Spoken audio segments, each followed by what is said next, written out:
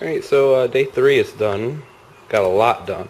Put the roof on. I did a bad job cutting the rafters just because the saws suck. Our circular saw needs a new blade. We just use a skill saw a little bit, which is actually good. I can't use a table saw because we have to dig it out. I was using the hand saws, and then we have another saw that sucks, so we ended up getting them cut. Some of them were a little bit too long, a little bit too short, but we got it fixed. It's pretty much, we got them lined up nicely, so it's nice and flat. The ridge board, it's not perfectly lined up there, just because those cuts are weird, but the ridge is actually perfectly level, which is good. And then this is perfectly flushed here too, on the side. That's a sway brace I put in there to keep it from swaying this way. So it's attached there, and then it's attached there, so it can't sway at all. I've got 4 of these. I'm putting in these end pieces, just from pieces I have. This is just backing for the plywood. We also got 2 new sheets of plywood, which are right there. That piece will be for the other side of the roof. The roof goes a little bit crazy here. Overhangs, we'll need to trim that off. We'll trim it off right about there. Probably tomorrow or whenever we work on it. The fascia sits on there, and as you can see, that's how it looks there. So those will be trimmed off probably at the bottom, but it does kind of overlap. Like this is down a little bit lower, and then this goes over, so it rests pretty nicely on there. We made sure the fascia is level. And then if you notice, the OSB overhangs 1.5 inches on either side. That's because I'll be using 2x3s as an overhang. I don't have one. I'll just use this scrap. It'll go like this, and it'll line up just perfectly. And we'll get a nice 45-degree cut up here, and that'll be our overhang. And we'll notch out a little bit right here where my thumb is going, and then the plywood will slide up underneath there.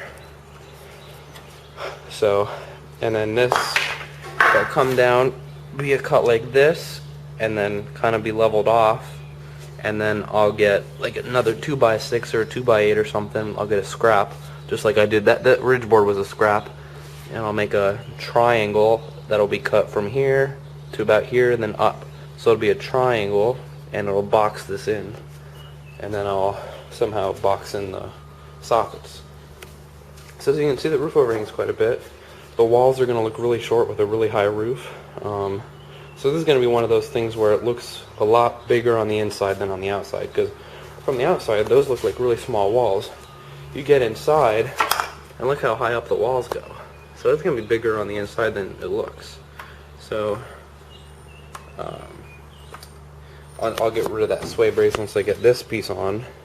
And then the whole thing is not very sturdy. It sways back and forth easily, but that's because we don't have the sheathing on. So once we put the sheathing on, it'll look good, and it will not sway back and forth. And so like I said, I'm using these just to support it. The one in the center is going to go from here to here, and it's not going to be flat surface. It's going to actually be turned, and actually I have to use a 2x3 for that. So it'll just go from here to the center. So I'll cut those. I need to get rid of the sway brace before I do that.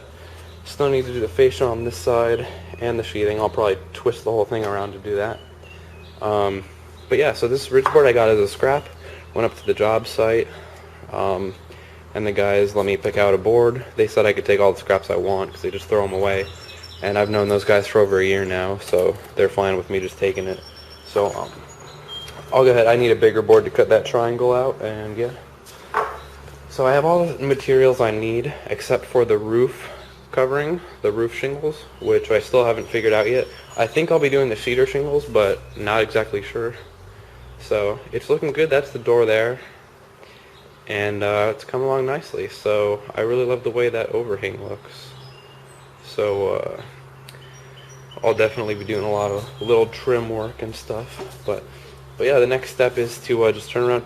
One thing I did find though is do not use nails. I've been using screws for the whole roof, and it is so much easier than nails, like so much easier. So definitely done with the nails, and you can see where I put in the nails for the roof. I drew a line where the rafter is, and it's pretty sturdy. once it's done, I'll sit up at the top. I'll get up on there and just sit on there. I would do it now, but it still goes back and forth. But once I get the sheeting on, that'll keep it from moving. That'll just lock it in place. So I have 3 2x3s left, 1 2x4, and a short 2x4 I could use for something. I think I'm good on supplies. I think I have everything I need. So I did some pretty good planning with that. I'll use up everything perfectly. So, although we did cut that too short, that was the fascia. Somehow it got cut like an inch short. So that was supposed to be the fascia. So all I need to do is use 4 feet of that for the fascia, 2 of those for the trim, or I mean the overhang, and then 1 of those for the gable studs. So came out pretty nicely. You can see the bird's mouth came out nice. The ends here aren't perfectly flat. Actually, that one looks good. I had to trim one of the rafter tails. We had to trim one of those, and I actually put the stud or the rafters in the wrong place. This was my original one that I marked everything off of. This should have went on the end, and then this one was cut a little bit short, so I wrote not end, meaning I didn't want it on the end, and look where it ended up, on the end. But it actually looks fine, so I'm not worried about it. So that's day 3, and yeah.